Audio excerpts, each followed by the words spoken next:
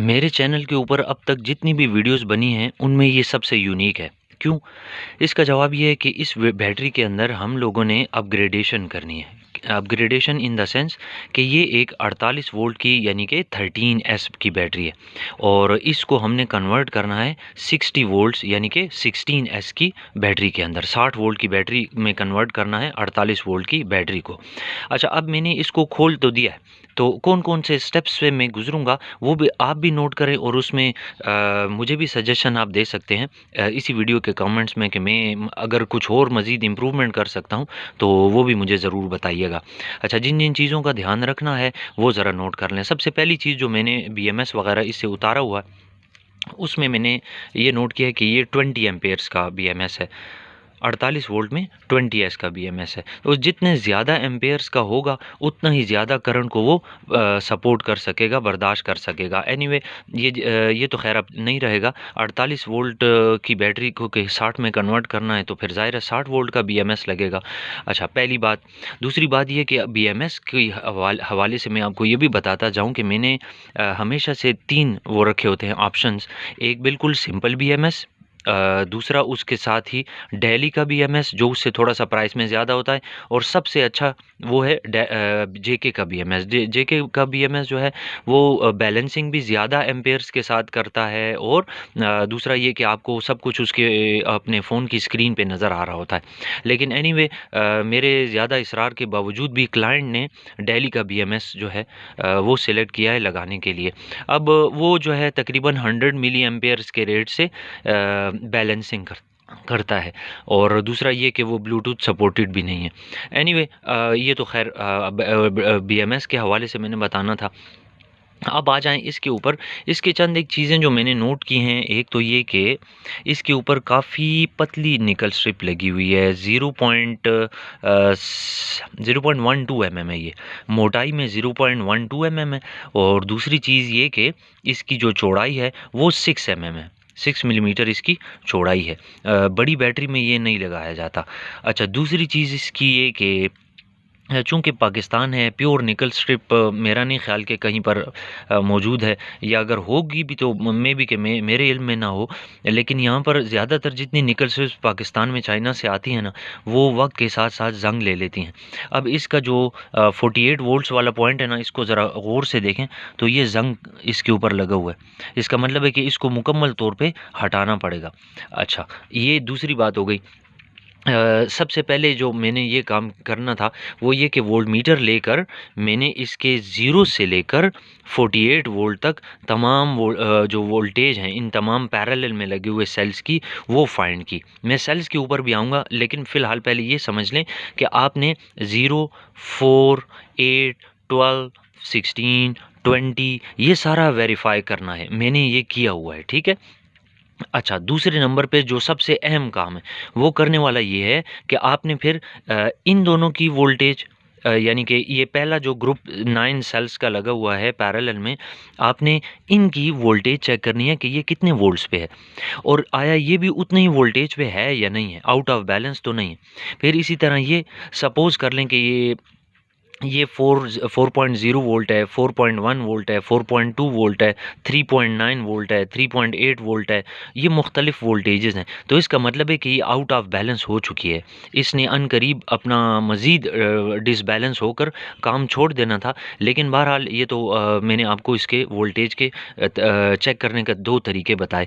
एक यहीं पर प्रोब रख के और यूँ जाते जाएँ, इधर, इधर, इधर, इधर, और यूँ करते हुए 48 वोल्ट तक आप पहुँचेंगे। और ये तो सिर्फ़ ये चेक करने के लिए कि ये बैटरी के कनेक्शन जो स्पॉट वेल्डिंग वगैरह है, ये ठीक हुई हुई है कि नहीं। अच्छा, दूसरा क्या करना था कि इसी तरह एक-एक पैरेलल में जितने सेल लगे हुए हैं ना, 13 के 13, आपने उन सब की वोल्टेज जो है इंडिविजुअली चेक करनी थी। मैंने जब चेक की, मैं यहाँ पर अब वीडियो में आपके सामने चेक करके टाइम नहीं लगाना चाहता, कम से कम टाइम में टू द पॉइंट बात समझाना चाह रहा हूँ कि मैंने जब चेक की तो इसकी 3.9 भी निकली, 4.0 भी निकली और 4.1 भी निकली। मुख्तलिफ सेल्स की। तो इसका मतलब है कि ये आउट ऑफ बैलेंस हो चुका है। अच्छा, अब इसका हल तो मैं आपको बताता हूँ कि इसका हल क्या है। बैलेंसिंग तो ज़ाहिर है करनी होती है, 60 वोल्ट की बैटरी है, तो उसको तो आप अनबैलेंस पोजीशन में सादे बीएमएस के साथ कभी भी ना बना कर दें किसी को भी, क्योंकि अनकरीब वो आउट ऑफ बैलेंस होकर ख़राब होकर ज़िम्मेदारी आप ही के ऊपर आ जाएगी। अच्छा, आ जाए, मैंने जो कहा था कि सेल्स की भी बात करेंगे, तो सेल्स को सबसे पहले ज़रा गौर से देख लें कि ये कौन से सेल लगे हुए हैं। यहाँ से देख लें जी, ये है ICR और EVE मॉडल है 2.55 मिली एम्प्स का। ठीक, गौर से देख लें, ICR 18650 और EVE मॉडल, ये असल में दो शक्ल में आते हैं, एक ब्रांड न्यू आता है और एक दुबई से आने वाली जो इंपोर्ट होती है ना बैटरीज, उनमें से ये सेल निकलते हैं। अब इन ये नया वाला लगा है, क्लाइंट को लगा कर दिया गया था, जिसने भी बनाई या यूज़ था, उसका जवाब भी मैं आपको बता देता हूँ। देखें, जब कभी बैटरीज खुलती है ना, तो उन बैटरीज में सेल्स के दरमियान में इंस्टेंट ग्लू एल्फी लगी होती है और उसको खोलना इतना आसान नहीं होता। आप उसको काटते हैं और काटते हुए एक सेल की जो प्लास्टिक है ना, इंसुलेशन, वो दूसरे सेल के साथ लग के कट के आती है। अगर आप नोट करें तो इसमें से बहुत सारे सेल्स जो हैं उनके साथ एल्फी के निशानात भी हैं और दूसरे सेल की जो इंसुलेशन है ना वो भी इनके साथ लगी हुई है, कहीं से ये कटे हुए हैं। ठीक, तो इसका मतलब है कि ये दुबई के लाट वाले सेल्स हैं। बहरहाल इससे कोई फ़र्क नहीं पड़ता कि ये लाट वाले हैं कि ये नए हैं। मेन चीज़ ये है कि ये जो सेल लगे हुए हैं, अगर आपने इसको एक्सटेंड करना है, 48 से 60 बनाना है, तो अगर ये वाले ही सेल मिल जाएँ तो सबसे बेस्ट ऑप्शन यही होगा। इससे इस बैटरी की उम्र ज़्यादा से ज़्यादा हो सकती है। ठीक, तो मैंने क्या किया कि ये जो अभी आपको सेल दिखाए, इत्तेफाक से मेरे पास भी वही सेल्स अरेंज हो गए। अब मैं इसको भी आपको दिखा देता हूँ। नोट करें कि ये भी वही दुबई के लॉट वाले सेल्स हैं, 18650 ICR EVE मॉडल है, 2.55 मिली एम्प्स।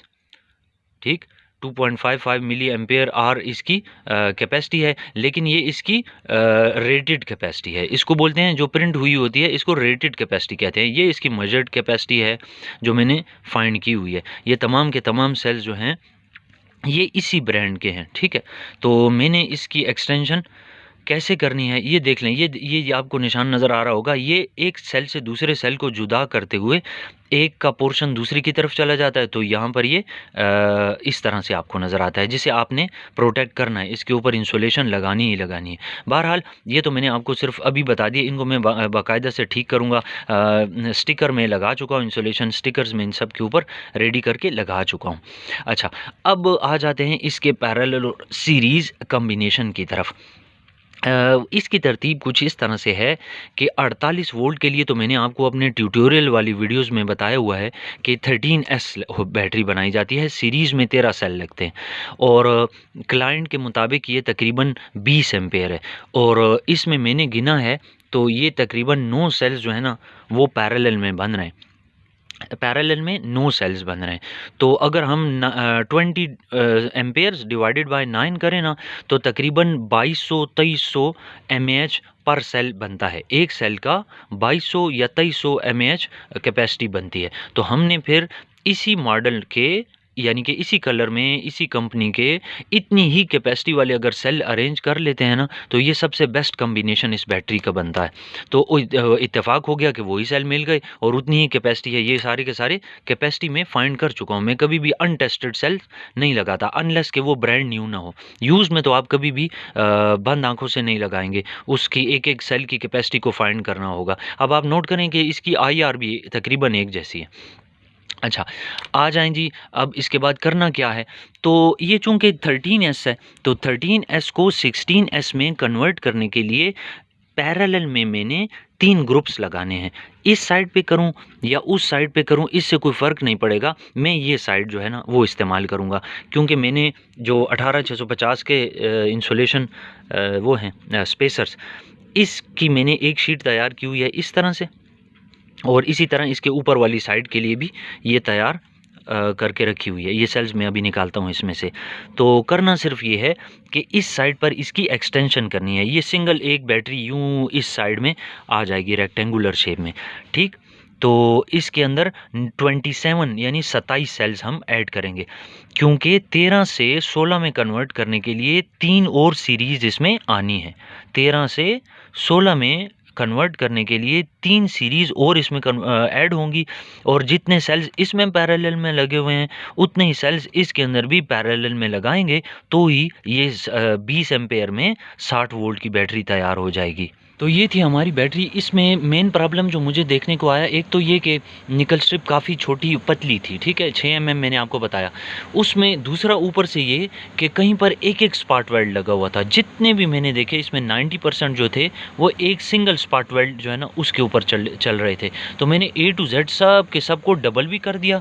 और यहाँ मेरे हाथों को देखें तो ये वो पोर्शन है जो मैंने ऐड किया है। यहाँ से पहले जो पोर्शन था ये सारा ये पुराना वाला था, ये वाला पोर्शन नया वाला है। अगर आप गौर से देखें तो आपको इस साइड से 7 ये और 2 ये 9 सेल्स ये नज़र आएंगे।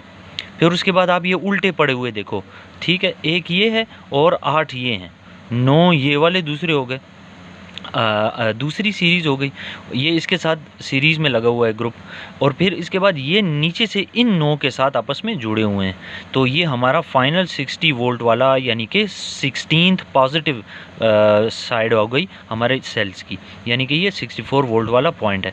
यहाँ पर हमारी प्लस वाली वायर यानी पॉजिटिव वायर अटैच हो जाएगी, और उस सिरे पर नेगेटिव वायर जो है वो BMS के अंदर चली जाएगी, और उसके आउटपुट से हम अपना नेगेटिव ले लेंगे।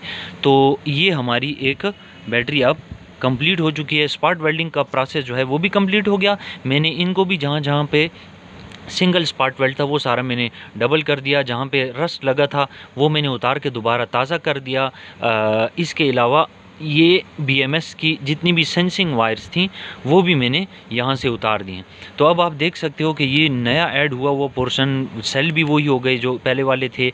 अब करने वाला काम क्या है, मेरे पास 80 एम्पेयर वाला और 600 मिली एम्पेयर के रेट से बैलेंस करने वाला JK का BMS पड़ा हुआ है, वो मैं इसके तमाम वायर्स के साथ अटैच करूँगा, और उसके बाद मैं इस सब को बैलेंस कर दूँगा।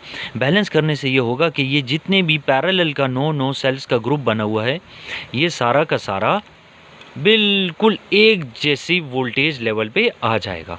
तो उसके बाद इंशाल्लाह उम्मीद ये है कि ये जो है बैकअप ज़्यादा देगी।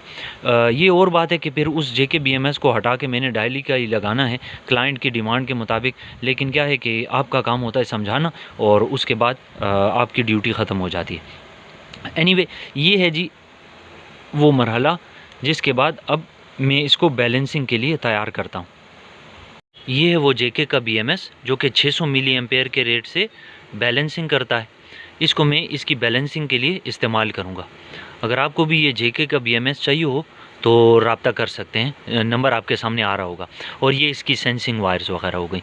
बाकी मटेरियल भी है जिसकी ज़रूरत फ़िलहाल नहीं पड़नी, सिर्फ ऑन करते हुए इसकी ऑन वाले बटन को इस्तेमाल करेंगे। बहरहाल इसकी सोल्डरिंग करके JK BMS के साथ कनेक्ट करके और मैं इसकी बैलेंसिंग करता हूँ। JK BMS के कनेक्शंस कंप्लीट हो चुके हैं, बस ये चेक करना बाकी है कि कनेक्शन ठीक लगे हैं कि नहीं। तो उसके लिए ये प्रोब को मैंने ब्लैक प्रोब को 0 वोल्ट पे रख दिया, और अब आप पहले सेल के पॉजिटिव पे देखें तो आ रहा है 4 वोल्ट, फिर दूसरे सेल के पॉजिटिव पे यानी 2S तो 8 volt, 3S 12 volt, 4S 16, 5S 20, 6S 24, 7S 28, 8S 32.2, 9S 36, 10S 40 और 11 44, 12वीं सेल का पॉजिटिव 48, 13 सेल का पॉजिटिव 52.4, 14th सेल का पॉजिटिव है 56.1। अब यहाँ पर तो ख़त्म हो गए, लेकिन वो दूसरे हिस्से में अभी कनेक्टर बाकी है। तो ब्लैक वाला अपनी जगह पे ही रहेगा, और ये 15th सेल जो है सेकंड लास्ट को टच करके देखते हैं, ये आ गया 59.5 और आखिरी है 63.1। ठीक है, अच्छा, इसमें काफ़ी ज़्यादा वोल्टेज का फ़र्क तो एग्जैक्ट पता तो BMS को ऑन करने पर चलेगा, लेकिन मैं आपको एक और चीज़ बताऊं कि JK BMS में हमारे पास 24S तक की गुंजाइश होती है ना। और इसके कनेक्शन करने का तरीका यह है कि इस दूसरे वाले कनेक्टर में जो आखिरी वायर है, इसको आपने अपने आखिरी सेल के पॉजिटिव पर लगाना है। मिसाल के तौर पर मौजूदा केस में मेरा आखिरी सेल जो है वो 16वां सेल है, तो ये इस वक्त मेरी प्रोब 16वें सेल के ऊपर है, ठीक है। तो इसको मैंने आखिरी तार को भी इसी 16th के साथ इकट्ठे लगाना होगा। दरमियान वाली सारी वायर जो हैं वो कनेक्ट नहीं होंगी, बस ये आखिरी वाली और 16वीं वाली आपको एक ही जगह पे सोल्डर करनी है। तो मैंने उसको भी कर दिया हुआ है। आप नोट करें, जो आपने 16th पर देखा वही वोल्टेज आपको इस पर भी नज़र आ रही है। इसका मतलब है ये दोनों एक ही जगह पे कनेक्टेड हैं। अब ये क्यों किया गया है? क्योंकि BMS को भी तो समझाना है कि भाई आपने इसको बैलेंस करना है। तो BMS को ऑन करने के लिए, BMS को समझाने के लिए ये कनेक्शन करना ज़रूरी होता है। अदरवाइज़ आपका BMS काम ही ठीक नहीं करेगा और आपको लगेगा BMS ख़राब है, और ऐसा हुआ भी है माजी में। तो अब मैं BMS को इसके साथ कनेक्ट करने लगा हूँ। JK BMS को कनेक्ट करने के बाद आप देख सकते हो स्क्रीन के ऊपर कि 0.5 वोल्ट्स, जो कि 500 मिली वोल्ट्स का डिफरेंस है। ये बहुत बड़ा डिफरेंस होता है। इतना बड़ा डिफरेंस जो है सेल्स के दरमियान एग्जिस्ट कर रहा है, और इसीलिए बैलेंसिंग करंट जो है वो 600 मिली एम्पेयर यानी कि 0.6 एम्पेयर के रेट से पर आवर जारी है। और तकरीबन 2 दिन जो है ये मैंने इसको बैलेंसिंग के लिए छोड़ा था, और उसके बाद अगर आप नोट करें तो बैलेंसिंग करंट जो है वो अब ज़ीरो हो चुका है, और तमाम सेल्स के दरमियान जो वोल्टेज का डिफरेंस है वो 10 मिली वोल्ट्स यानी 0.010 वोल्ट से कम हो चुका है। तो अब स्क्रीन पे आप देख सकते हो कि 0.008 वोल्ट लिखा हुआ है, यानी कि 10 मिली वोल्ट से कम। पहले अगर आप देखें तो इन जो 3 सीरीज़ जो हमने ऐड की थी उनके दरमियान और पहली 13 सीरीज़ के दरमियान वोल्टेज का डिफरेंस बहुत ज़्यादा है, वो 3.9 पे हैं, जबकि ये 3.5, 3.3, 3.4 वोल्ट्स पे हैं।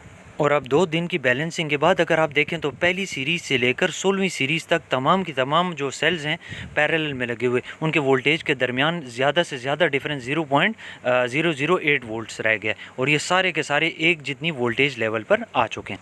ये 100 और 200 वाट के जो सोल्डरिंग आयरन है, इसके साथ मैंने इसकी प्लस वाली वायर भी लगा दी है, और BMS की तमाम सेंसिंग वायर्स को भी कनेक्ट कर दिया है। और डेली का BMS जो हमारा इसके साथ लगना है वो भी आपके सामने स्क्रीन पे आ रहा है, उसको भी देख लें।